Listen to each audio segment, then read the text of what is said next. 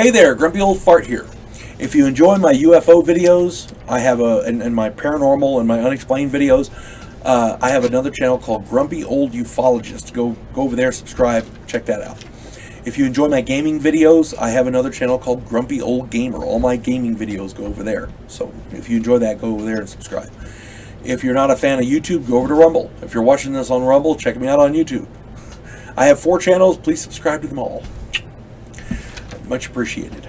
I'm doing a UFO activity video about a specific area. There's been, and there was a lot of stuff that went with this area. I couldn't put it all in here, so I put the most relevant stuff that I could find. The area is Flushing Meadows in New York. Specifically, the Flushing Meadows Zoo. Lots of incidents in this area. In 1987, the Flushing Meadows Zoo was chosen.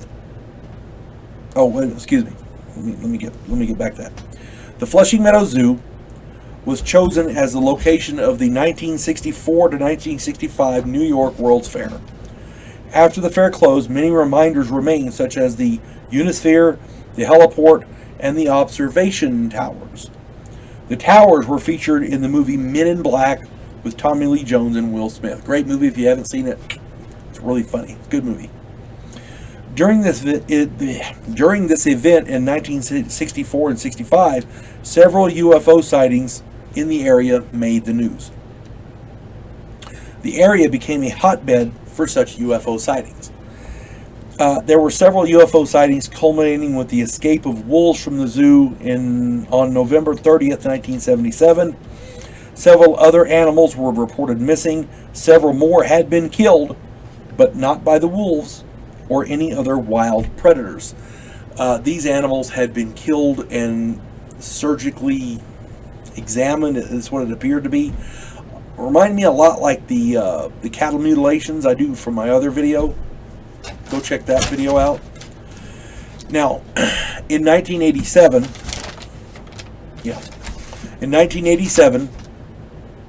several zoo employees reported UFO sightings. For 2 nights, green and white balls of light that formed into all sorts of shapes were seen hovering directly above the zoo. This caused the animals to become greatly disturbed. Now, on the morning after the 2 nights of the UFO sightings, the employees arrived to open the zoo for the day and found every animal in the zoo dead. Every single animal. They were all still in their pens.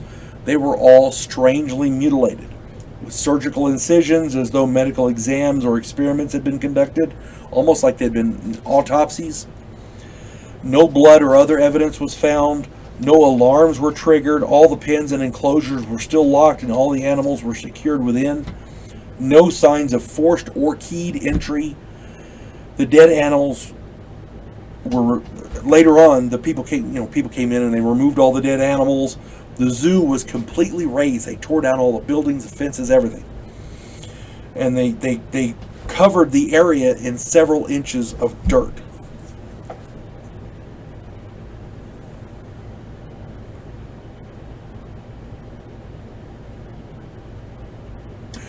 Let me rephrase that.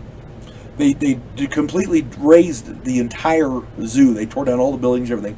And they took out several inches of dirt. They bulldozed an area, right? And then they brought in fresh dirt and covered it. The zoo was then rebuilt and reopened in 1988. Why you would remove the dirt like that, I don't know. Unless there was some sort of a radioactive content to it. I couldn't find anything on that, but that's the only thing I could think of. Unless they feared some sort of a biological contagion or some sort of radioactivity or something. I don't know. But they took out several inches of dirt and they replaced that dirt before they rebuilt the zoo. Since then, more reports of UFOs and missing animals have occurred. This 1987 incident is eerily similar to the cattle mutilation phenomenon I talked about in my other video. What gets me is this one little hotbed area has all this activity in it, right? And on the one incident in 87 where all the animals died, that would freak me the hell right out. I don't care who you are, that's just freaky. Something not right about that. If it is aliens, they're obviously doing some sort of a medical research thing on the animals, possibly on us with the alien abductees. We don't know. But do some more research. There's a lot of stuff with this that I didn't put in the video because the video would have been several hours long.